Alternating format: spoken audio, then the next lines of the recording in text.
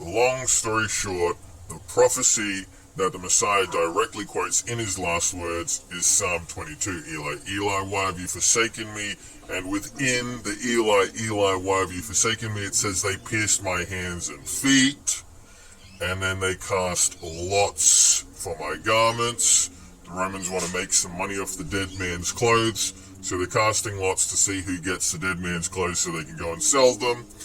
And then in the prophecy of the scripture, the only other psalm that is quoted is 69, where they directly say they gave me also gall for my meat, and in my thirst they gave me vinegar to drink. So these four things need to happen for the prophecy to be completed and the scripture to be real. If these four things are not in the scripture, it's most likely a false scripture. So Matthew has them all, of course. So this is his last words.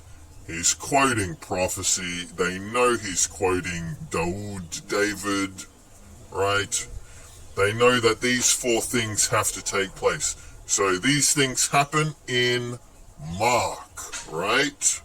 But not in Luke and John. So let's see if they have them in them at all. Gospel of Mark. They gave him to drink wine mingled with myrrh, but he received not. Yeah, basically gall, right? And then here's the casting of the lots. So tick, tick. We got the Eli, Eli, why have you forsaken me? And then filled a sponge full of vinegar. So give him drink, tick and tick. We have the four potent points of the prophecy being fulfilled in the Gospel of Mark. And the Messiah does not receive, but he receives not the gall.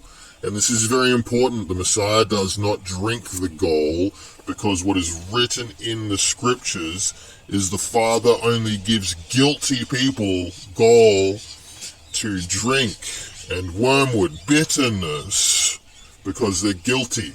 So the Messiah cannot drink the gall. If any scripture says he drinks the gall, it's breaking the prophecy. It's saying that the Messiah is guilty. He is not guilty of anything, so he will not drink the gall. So tick, tick, tick, just as Matthew, Mark has the prophecy in it. What does Luke say? So in Luke, we've got the lots, and we've got the vinegar. So missing the gall, and then in his last words, Father, into your hands I commend my Ruach. Incorrect last words, and only we got 2 pointers of the prophecy that need to be fulfilled. Okay? So we got the tick and the tick, and the cross and the cross. Okay, with some meaningless last words in Luke. And now we got the John. What does John have? So in John we got the lots. We got vinegar with some sort of a mint in it, which is a little bit weird. But we've still got the lots and the vinegar. No problems. Other than saying it's finished as his last words, right? This is the most obnoxious last words I done ever seen in my entire life. He said to his mother, "Woman, behold your son." Okay, really weird last words. Really peculiar last words. If you can imagine the Messiah doing that. "Woman, look at me!" So, tick, tick, cross, cross. And you can see the difference in the last words too. The last words of Luke and John, quite fairly bizarre, meaningless, and empty. And this is the undermining of the text, okay? So it is the original, and it's slight changes, slight changes, slight changes until it's degraded into nothing. And the best example I can give here is when in Matthew, the Messiah talks about the food laws in a sense, and then Mark undermines it. So I'll just quickly go over those and point those out to you. So the real teaching of Matthew, he talks about, what goes into the mouth does not make a man unclean, but what comes out of the mouth, right?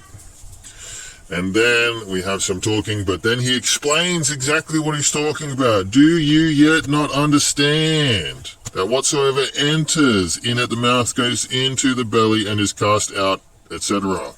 But those things which proceed out of the mouth, these are which makes a man unclean, but to eat with unwashed hands does not make a man unclean. So he's not doing away with the food laws, and he directly explains what he's talking about, saying not washing your hands and eating doesn't make you unclean. He's not saying, we can go and eat all the food and eat all the piggies. But then we've got the Gospel of Mark, which undermines it, right, by emitting information.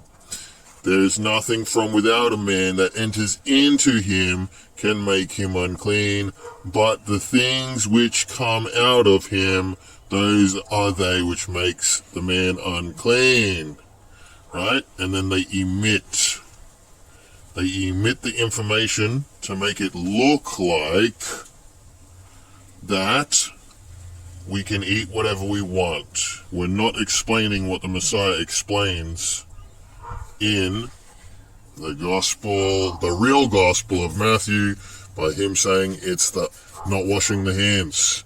So this is the meticulous undermining in all the other texts. This is the degrading of the information over time. Okay, so we've got this, and then this one's mostly like it, small changes, and then this one's very much so not like it, a lot more changes, and then this is just ridiculous, right? So it's a meticulous undermining and degrading.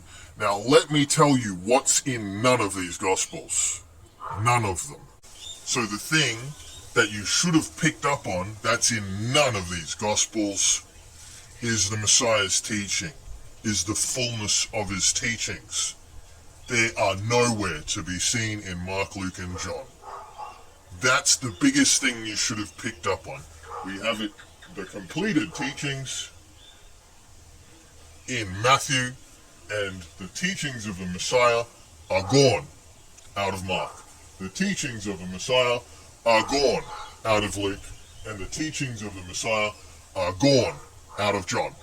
If you did this side-by-side comparison, you should have found, hey, all the teachings that are in Matthew that are the sum and completion of his teachings are not there in Mark, they're not there in Luke, and they're not there in John.